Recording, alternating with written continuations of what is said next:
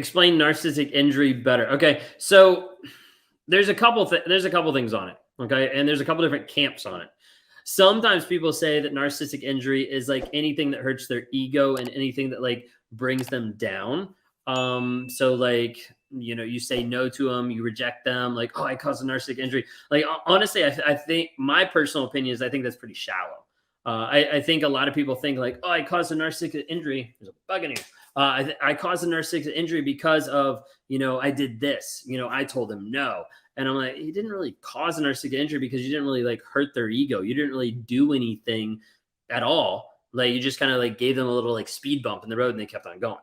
For me, narcissistic injury would be more like exposure or like public rejection. Like it'd be something that would be so big that it would impact like at the core.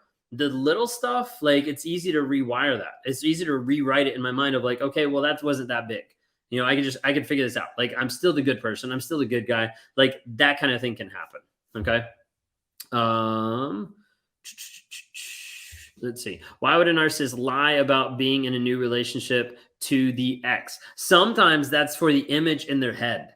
Okay. So like, that's the image of like, I have to be the good person because I told this person I never cheated and I'm not a liar, even though I'm lying. I'm not a liar. And so like, I'm going to stick with that story. Even if you run into them and you're like, I see it with my own eyes, be like, what are you talking about? Okay. A lot of times they'll do that just to keep the image in their head. Okay. She said she loves me and the next day she blocked me from everything. What do I do? Need a little bit more context there. Sorry.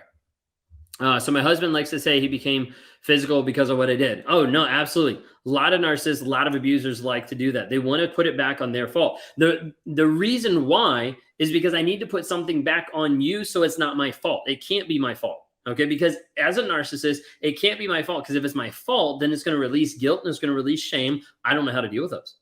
Those are not something that I'm capable of working through because I haven't been educated or haven't understood that it's okay to feel guilt and I need to change because of that. Like it's a warning sign. It's a red flag saying like, warning, you need to do something because you have this guilt in this area. And a lot of times a narcissist doesn't want to embrace or deal with that guilt or that shame. And so they blame it on you. It's a fine line when you start to get into physical abuse of it being justified very easily. To me, in my mind, that's where you start to switch over slightly, start to get more like sociopath aspect. Okay. Because it becomes justified. And then once it becomes justified, it becomes reasonable. And once it becomes reasonable, it becomes status quo. And that's what you're left with. And oftentimes it only ramps up from there. My ex always blamed me and justify the abuse to myself and the kids as my fault or our children's fault, anyone but his. Absolutely. Why, when they are so miserable with you, they don't leave? A lot of times because they're still controlling the chaos. So like think of it, if you think of it as like a kid's perspective. If a kid has a giant train set and they have it on the floor and they're like, oh, I don't want to pick it up, but they can run around, they can like break it all apart. Like it's still pretty fun. A narcissist is the chaos that's actually in your life, but they're the ones actually controlling the chaos. So a lot of times, why leave? Okay.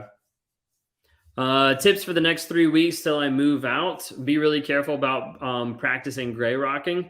Try to give as least the response that you need to leave, least the response to that person, like the reaction, stuff like that. If you're on the place of like being like at the place where you're moving out, just be careful along that route. I offered mine an open relationship when he blamed me for his cheating, but wouldn't end it.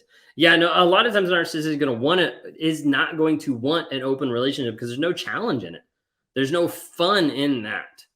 Okay. Or they'll have an open relationship and they'll still cheat. Don't ask me how that works, but it works. Okay. Being ignored by a narcissist. He's mean, treats me like he never loved me. What does this mean? That means he's showing his true colors. Doesn't actually love you.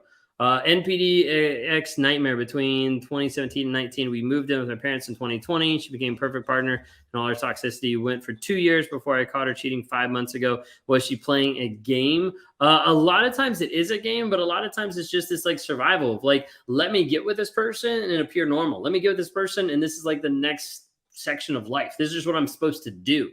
I have a video on YouTube about like, why do narcissists get married? Like, what's the point? Sometimes it's just to look and appear better in society. Like I'm actually like a regular person, even though they know that they're not. Okay. Thank you so much for starting a YouTube channel. It's helped me immensely. Awesome. Filed for divorce after 29 years and never knew about narcissism until 3 years ago. Keep going. So Amy, I want you to know that you're not alone. So I think the longest married person that I have personally coached was 36 years. So you're not alone. And the cool part is the 36-year marriage, like she's really thriving. She's really moving out and getting stuff underneath her as far as like being able to set up for success. So it's really cool. Is there a way to out the narcissist to your friends and family?